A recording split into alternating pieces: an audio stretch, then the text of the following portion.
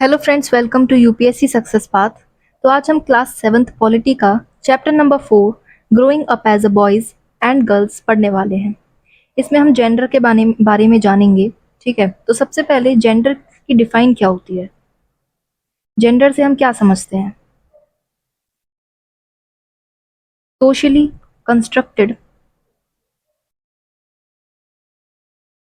Socially constructed roles and responsibilities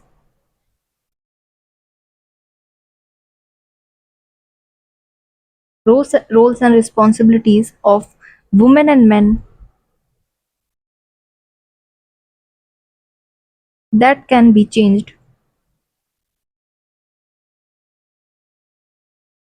that can be changed. Gender roles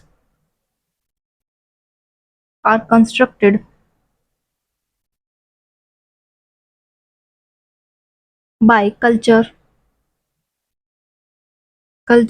politics, environment,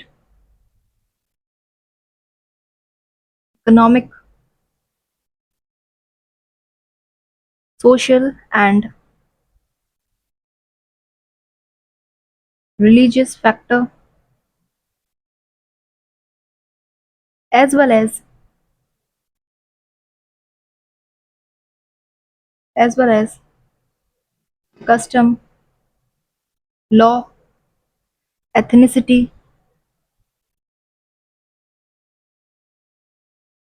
and individual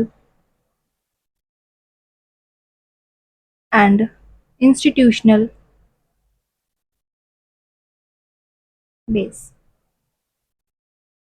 ठीक है, तो ये gender है क्या? तो socially constructed roles and responsibilities हैं। किसके लिए? मेंस और वुमेन के लिए, जो कि बदली भी जा सकती हैं, जो कि चेंज भी की जा सकती हैं। तो ये जेंडर रोल्स है are constructed by culture, politics, environment, economic, social and religious factor, as well as custom, law, ethnicity and individual and institutional base. ठीक है, अब बात करते हैं हम growing up as a boy and girl. So, being a boy and a girl is an important part of our one's identity. Boy and girl क्या है? Is an important part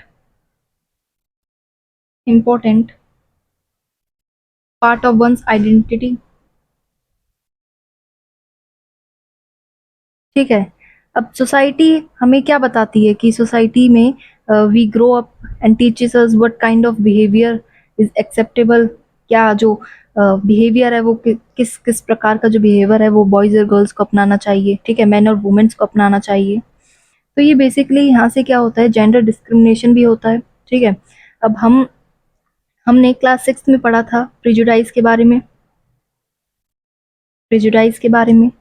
ठीक है, उसमें क्या था, हम कोई धारणा बना लेते हैं किसी के खिलाफ। ठीक है, जिस जो इतनी पक्की बन जाती है, जो स्टेरियोटाइप में चेंज हो जाती है। तो ऐसे ही अगर हम बॉयज और गर्ल्स की बात करें, ठीक है, अगर मैं बात करूं कि टॉय की, हम अगर एग्जांपल लें टॉय का, और फर्स्ट पे मैं लिखूं कार एंड सेकंड डॉल, और अगर मैं चेंज कर दूं कार में गर्ल्स और डॉल में बॉयज, तो हम इन चीज़ों को क्या गलत तरीके से देखते हैं कि जो कार है वो सिर्फ बॉयज चलाते हैं, गर्ल्स डॉल से खेलती हैं। तो ये चीज़ क्या है, हम अपने मन में एक स्टेरियोटाइप बना चुके हैं। जेंडर में हम अपने दिमाग में स्टेरियोटाइप बना चुके हैं, एक पक्की धारणा बना चुके हैं कि जो बॉयज हैं वो कार से खेलेंगे, ठीक है, गर्ल्स डॉल से खेलेंगी, जो गर्ल्स होती हैं वो सॉफ्ट स्पोकन होती हैं, ठीक है, और बॉयज राउडी। ठीक है, तो ये चीज़ें क्या हैं, हम जब सोसाइटी अपने आप में ही boys and girls, women and men के खिलाफ जो है उनके अलग अलग चीज़ों को सोचने लगती है कि ये जो चीज़ें हैं ये सिर्फ बॉयज़ कर सकते हैं, गर्ल्स कर सकती हैं, या फिर ये मेन कर सकते हैं। हाउस होल्ड वर्क में अगर हम देखें, हाउस होल्ड वर्क में तो कौन है, हमारे दिमाग में क्या आता है, वुमेन आती हैं। ठीक है, जॉब्स में मैन आते हैं, मैन आते हैं। एनसीईआरटी में समाओ आइलैंड के बारे में बता रखा है। समाओ आइलैंड, ठीक है। तो समाओ आइलैंड क्या है? एक पार्ट है, ठीक है, large group of small islands का, जो कि कहाँ है? सदर्न हेमिस्फेयर में, मतलब सदर्न पार्ट में, हेमिस्फेयर नहीं, सदर्न पार्ट में, ठीक है, ऑफ पैसिफिक पैसिफिक ओशन। अब यहाँ क्या है कि यहाँ पर 1920s में 1920s में अकॉर्डिंग टू रिसर्च जो रिपोर्टर्स हैं, उनके अकॉर्डिंग, रिसर्च रिपोर्ट्स लिख लीजिए आप, रिसर्च रिपोर्ट्स। तो इसमें क्या है कि जो समाओ सोसाइटी है, वहाँ के जो बच्चे हैं, वहाँ के जो चिल्ड्रन हैं, वो एक तो स्कूल नहीं जाते, did not go school, school नहीं जाते वो, ठीक है। दे लर्न मैनी थिंग्स, बहुत चीज़ों को सीखते हैं कि जैसे कैसे अपने जो उनके सिबलिंग्स हैं उनकी टेक केयर करना, ठीक है। और हाउस होल्ड वर्क वर्क में फ्रॉम ओल्डर चिल्ड्रन, जो उनके जो बड़े होते हैं उनसे हाउस होल्ड वर्क के बारे में जानना, ये सारी चीज़ें, ठीक है। अब फिशिंग जो है वो एक इम्पॉर्टेंट एक्टिविटी वहाँ के आइलैंड की बताई है। जो फिशिंग है, fishing was a very important activity कहाँ की? समाओ आइलैंड की। तो जो यंग पीपल होते हैं वो लर्न करते हैं, अंडरटेक लॉन्ग फिशिंग एक्सपेंडिशन, इसके बारे में वो जानते हैं कैसे कैसे करना है, ठीक है। अब जो बेबीज होते हैं वो जब चलना सीखते हैं, ठीक है, कुड वॉक, तो उनकी मदर्स क्या होती हैं, उनके जो बड़े, उनका उनको उनके लिए लुक आफ्टर नहीं करते, मतलब उनकी फिर देखभाल नहीं करते, उनकी तरफ नहीं देखते ज़्यादा। तो क्या होता है, जो उनके ओल्डर चिल्ड्रन होते हैं, मतलब जो बड़े उनके भाई बहन होते हैं, लाइक लगभग यंगेस्ट 5 ईयर ओल्ड, तो उनको रिस्पॉन्सिबिलिटीज दे दी जाती है। Responsibilities responsibility both boys and girls की, जो उनके यंगर सिबलिंग्स हैं उनको देखने की, उनकी देखभाल करने की, यंगर सिबलिंग्स, ठीक है। अब जैसे जैसे जो बॉयज हैं वो 9 ईयर्स के होते हैं, तो वो क्या करते हैं, वो ओल्डर बॉयज जो उनके बड़े होते हैं, ठीक है, उनके जो काम होता है, जैसे आउटडोर जॉब्स जो होती हैं, फिशिंग फिशिंग करने की, प्लांटिंग करने की, ये सारी चीज़ें वो सीख सीख जाते हैं, ठीक है। गर्ल्स गर्ल्स को क्या है कि looking after small childrens, girls looking after small childrens, ये सारी चीज़ें कहाँ की हैं? समाओ आइलैंड की आपको बताई हैं। आगे हम पढ़ते हैं, आगे बात करते हैं हाउस होल्ड वर्क की। हाउस होल्ड वर्क, ठीक है। तो वुमेन्स जो घर का काम करती हैं, वुमेन्स, तो उनके वर्क को इतनी वैल्यू नहीं दी जाती, वर्क हैज़ नो वैल्यू, उनके काम को इतनी वैल्यू नहीं दी जाती as compare to men. Men जो बाहर जॉब्स करते हैं, उनके वर्क को वैल्यू दी जाती है, ठीक है। जॉब्स, वर्क हैज वैल्यू, उनके काम को वैल्यू दी जाती है। तो ये क्या है, ये सोसाइटी ने एक अलग ही अपने विचार बना रखे हैं कि जो वुमेन्स घर में काम करती हैं उनको, मतलब उनके जो काम है वो इतना बड़ा नहीं होता है एज कम्पेयर टू मेन, ठीक है। अब आगे क्या है कि जो गवर्नमेंट है, यहाँ पे गवर्नमेंट का क्या रोल आता है? अब यहाँ पे इक्वेलिटी का मैटर आता है। गवर्नमेंट की जो प्रोग्राम्स हैं जो वो बनाते हैं इक्वेलिटी लाने के लिए, उससे पहले हम इक्वेलिटी के बारे में पढ़ेंगे। तो यहाँ पे इक्वेलिटी का रोल आता है कि जो इक्वेलिटी, एक तो वो बहुत इंपॉर्टेंट प्रिंसिपल है किसका, हमारे कॉन्स्टिट्यूशन का। इट इज़ एन इम्पॉर्टेंट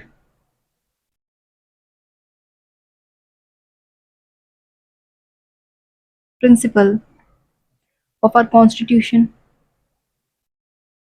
ठीक है, ऑफ आर कॉन्स्टिट्यूशन।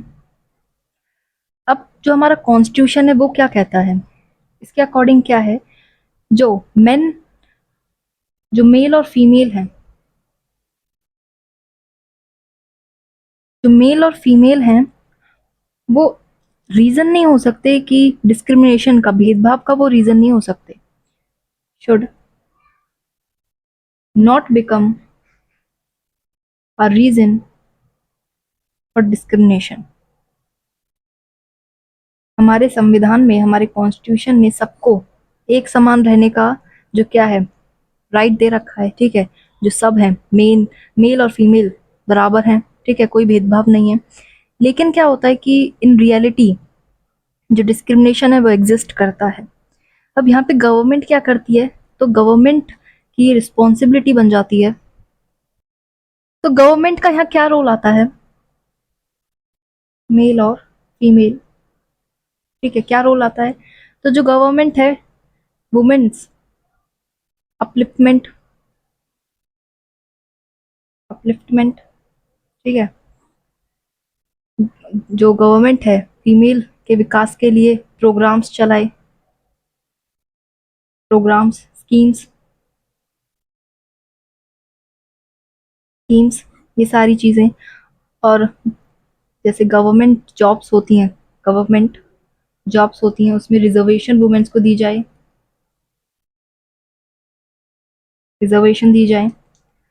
पॉलिटिक्स में सीट्स दी जाएं। और ये सारी चीज़ें जो हैं गवर्नमेंट ने, हमारी सरकार ने की भी हैं, ठीक है। आज जो है सोसाइटी का कुछ जो अ, कुछ थिंकिंग है वो बदली भी है, ठीक है। लेकिन अभी पूरी तरह से ये जो है वुमेन्स की जो सोसाइटी ने अपनी धारणा बना रखी है, ठीक है, मेल और फीमेल में, ये पूरी तरह से खत्म नहीं हुई है। लेकिन हाँ, कुछ मॉडर्न जो है हमारे दिमाग में चीज़ें आई हैं, जो हम वुमेन और मेन को इक्वल मानने लगे हैं, ठीक है। जो वुमेन है वो हाउस होल्ड, अब पहले क्या होता था, हाउस होल्ड के लिए सिर्फ क्या वुमेन्स होती थी, लेकिन आज के टाइम में मेल्स भी जो है, मेल्स काम करते हैं, ठीक है। ये सारी चीज़ें, कुकिंग वगैरह मेल भी करते हैं, और बाहर वुमेन्स भी काम करती हैं। तो ये सारी चीज़ें इक्वलिटी में ही आती हैं, ठीक है। गवर्नमेंट ने बहुत सारी चीज़ें हैं जो हैं प्रोग्राम स्कीम्स चलाए हैं वुमेन्स की इक्वलिटी के लिए। गवर्नमेंट ने सेटअप किया है आंगनवाड़ीज और चाइल्ड केयर सेंटर्स, ये भी जो है गवर्नमेंट ने चलाए हैं। वुमेन्स को इसमें more than organization that have more than 30 women employed to provide creche facilities, ये सारी चीज़ें। तो यहाँ पे गवर्नमेंट का भी रोल आता है। कॉन्स्टिट्यूशन में अगर ये बात है कि सबको समान दर्जा दिया जाए, लेकिन फिर भी बहुत कम है, तो यहाँ गवर्नमेंट का जो है मेन रोल आता है। तो ये था हमारा आज का चैप्टर। आई होप आपको समझ में आया होगा। Thank you.